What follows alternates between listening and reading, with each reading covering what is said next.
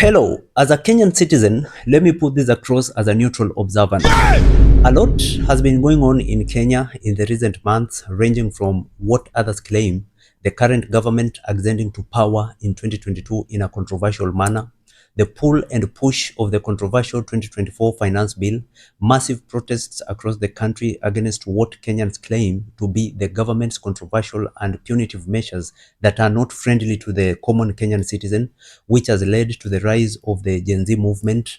Kenyans are also experiencing a situation which looks like the government is now in bed with the opposition.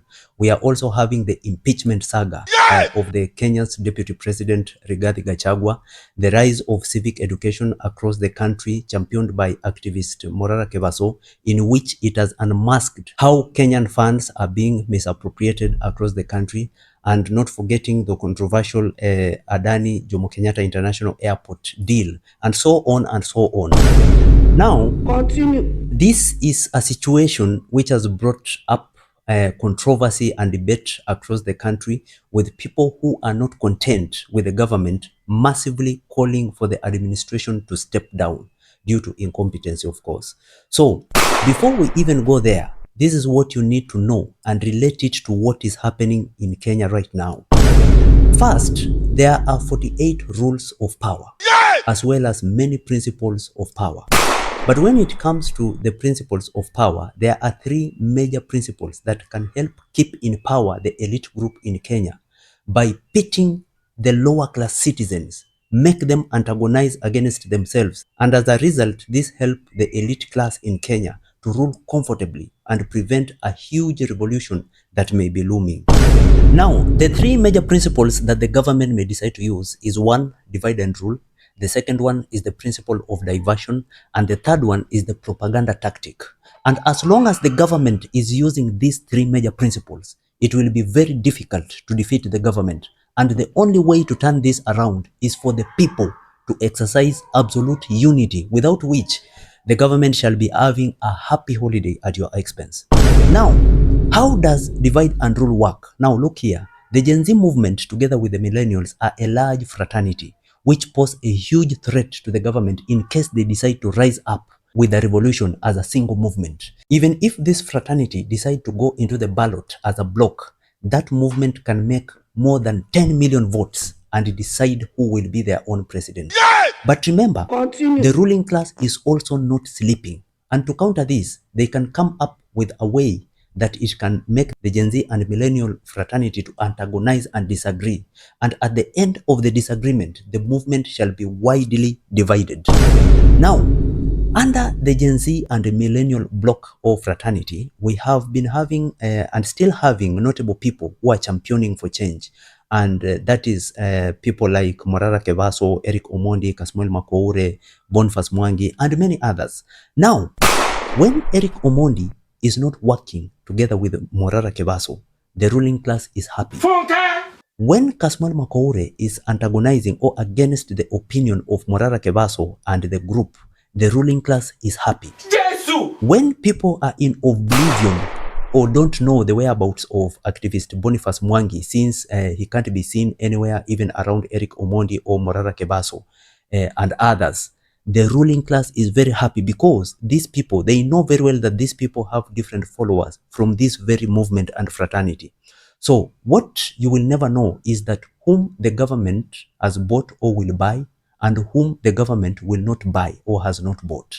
But one thing you should know is that the government will encourage and make it very easy for these activists to form their own political parties. And by 2027, you may find that we have Inject Party under Morara Kebaso, Sisi kwa Sisi under Eric Omondi, and you never know, Boniface Mwangi, Kasmuel Makoure, or any other person may crop up with a political party, all representing the Gen Z and millennials. And by 2027, general elections, you will find that the Gen Z and millennial votes shall be hugely divided, while the ruling class shall bounce back with their usual old games as they extend their stay in power. So I can refer this back before the 1992 general elections, whereby there was this party called Ford. It was so strong just like the Gen Z movement, and it was bound to remove KANU, the ruling party, out of power. But due to the internal power struggles, Ford split into Ford Asili under Kenneth Matiba and Ford Kenya under Oginga Odinga. Though it is alleged that the government facilitated this split, even if not so, the government had the last laugh, because at the end of the day, the opposition vote was already divided. So, for this kind of scenario not to happen, these activists need to come together as a bloc and front one candidate against the ruling class. If not, Kenya shall be a usual Kenya since independence. So when it comes to the principle of diversion, you find that a lot is being done by the ruling class in attempt to divert the minds of the masses who are demanding for change, and instead focus into other issues which are not necessarily related to change. So anyone in power is capable of doing anything possible to put people's mind busy. So now sit down and ask yourself a what if question. What if? What if the deputy president impeachment drama is just a theatric? During day, news all over is about the impeachment of the deputy president, but at night, the deputy president is on call with the president, while they are laughing, saying that the diversionary game is well played. What if so? Where does this leave you? What if the deputy president is used as a sacrificial lamb, just used to make people talk about the deputy president day in, day out, so that people will end up forgetting other important issues that need real change? What if so? Now, if the deputy president happens to bounce back strong in one way or another, then my what if question shall happen to have been correct. Now, another principle of diversion is when the government gave key portfolios to opposition allies by nominating key opposition figures into the cabinet in an attempt to quell protests and dissatisfaction from angry citizens. And as a result, the opposition found themselves in bed with the government, and therefore, the opposition's critical hard stance against the government suddenly stopped. This is because much as activist Morara Kevaso is trying to expose the so-called dirt done by the government, the once vibrant and fierce opposition is surprisingly quiet, and the work of putting government at check is now left to activists under the Gen Z and millennial movement. And technically, there is no opposition in Kenya apart from activism. So this kind of diversion is real when you find that some regions in Kenya, which was against the government, a number of people from that very same region are now seeing the government as a darling, just because their kingpin is in the same lane with the government and their people were nominated in the cabinet.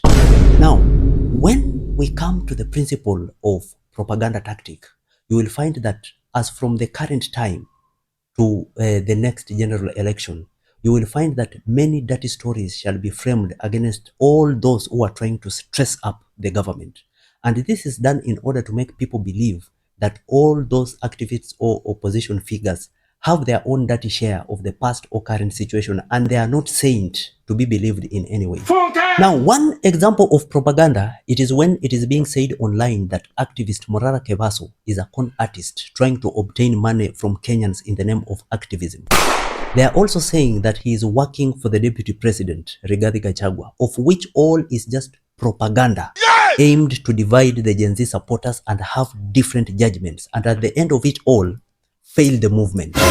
So this shall be a common phenomenon experienced anytime and every time as time goes.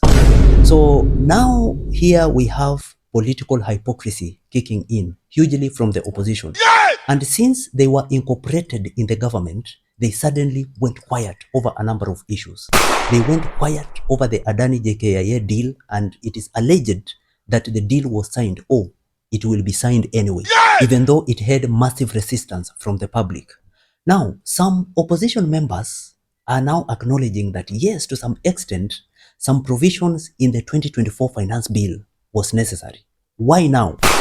You can see now that a huge part of the opposition is now in bed with the government, because now they are not adding any weight, echoing or applauding the excellent work that is being done by activist Morara Kevaso during this ongoing civic education across the country. Instead, a number of them are observing it as a threat to their positions and interests. Another important thing that you should note is that at Bomas of Kenya, public participation was not well exercised. because it was full of chaos and disorganization. And when activist Morara Kebaso was being attacked, surprisingly, it was two opposition politicians who were spotted shouting on the microphone while morale boosting the beatings of Morara Kebaso. You need to crack this observation by yourself. Now, in the 48 rules of power, rule number 15 states that crush your enemy totally. And this goes to Morara Kebaso. Right now, you are technically against the government, but not in a bad way. It is only that what you are doing is something excellent and the government doesn't expect you to do so because it is taking them by a rude surprise. So we have different people with different political affiliations, and what you need to do is to be vigilant and observant on what you eat, what you drink, how you move, where you go, people who surround you, where you stay. In other words, be like an army general on how you operate in general, because people still need your services at the end of the day. In the 48 rules of power, rule number 15 is always dangling, and it can either work against you or it works against them. What you need to do is to stay strong and keep moving. And kindly subscribe to my YouTube channel for more detailed information beyond this. Thank you.